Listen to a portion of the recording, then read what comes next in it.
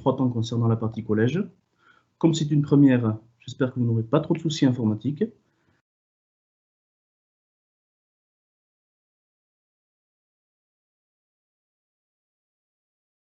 Bonjour à tous nos auditeurs, je suis Monsieur Bruchon, le directeur adjoint du collège de Tchécopar. Bienvenue à ce webinaire en 3 temps concernant la partie collège.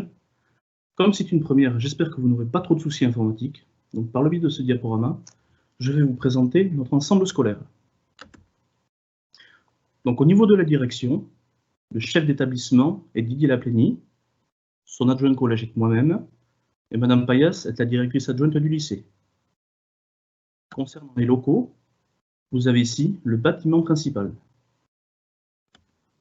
Au rez-de-chaussée de ce dernier, nous avons des salles de réunion, des salles de classe,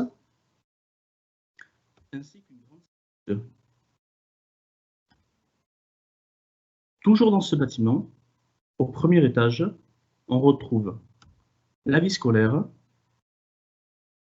l'infirmerie, les bureaux du secrétariat de la direction, le CDI, qui est ouvert pendant les récréations et la pause de midi, des salles de classe, et ainsi que notre nouvelle salle d'art plastique. Au deuxième étage, on retrouve encore des salles de classe, et également le laboratoire, la salle de technologie,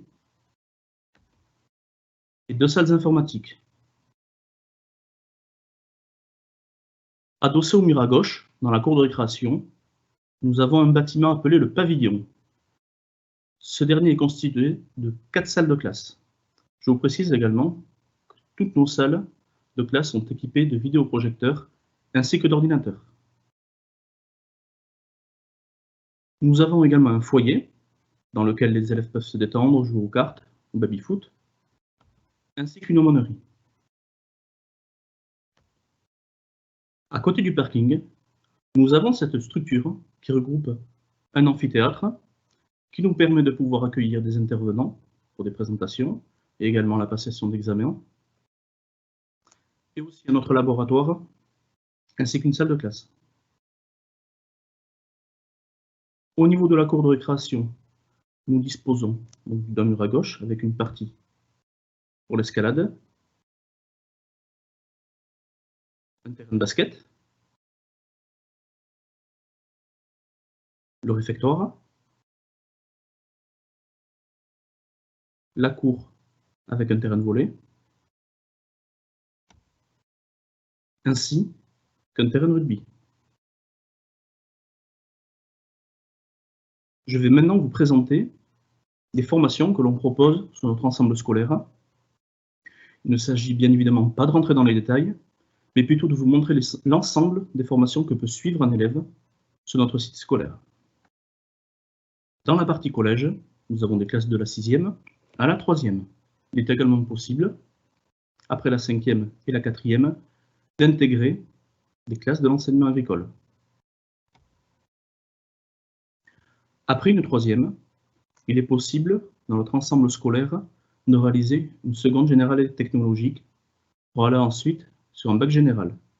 Les spécialités que l'on propose sont les suivantes: mathématiques, physique-chimie, biologie-écologie, sciences économiques et sociales, histoire-géographie, géopolitique, sciences politiques.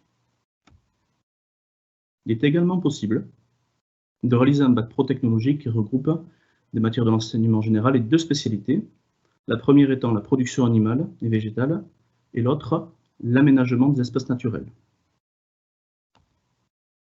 En passant par la 3e EA, il est possible d'obtenir un bac pro CGEA. Donc CGEA, c'est conduite et gestion de l'entreprise agricole. Nous disposons également de filières post-bac, comme les BTS. Donc le premier BTS, c'est le BTS Anabiotech, c'est analyse agricole, biologique et technologique, dans lequel l'étudiant apprend à préparer et mettre en œuvre des analyses indispensables en biologie, biochimie, microbiologie. Le BTS GPN, qui est gestion et protection de la nature. BTS STA, sciences et technologies des aliments. un BTS axé sur la transformation des aliments, un BTS TC, technico-commercial, avec 2 spécialités, animaux d'élevage et compagnie, et production alimentaire et boissons.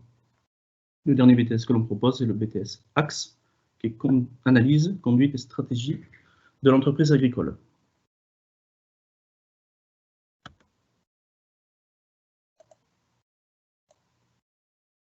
Il est également possible d'accéder à ces BTS depuis la 3e EA. Après tous ces BTS, les étudiants peuvent intégrer des formations Bac+3. En ce qui concerne les horaires de l'établissement, les cours commencent à 8h25 et finissent à 17h, avec 2 récréations, une à 10h20, l'autre à 15h50. La restauration est prévue de 12h30 à 13h55, et concernant le mercredi, la fin des cours est prévue à 12h30, et le reste de l'après-midi est réservé à la pratique du sport dans le cadre de l'association sportive. Je vous remercie pour votre écoute, et si j'ai d'éventuelles questions, je vais vous y répondre.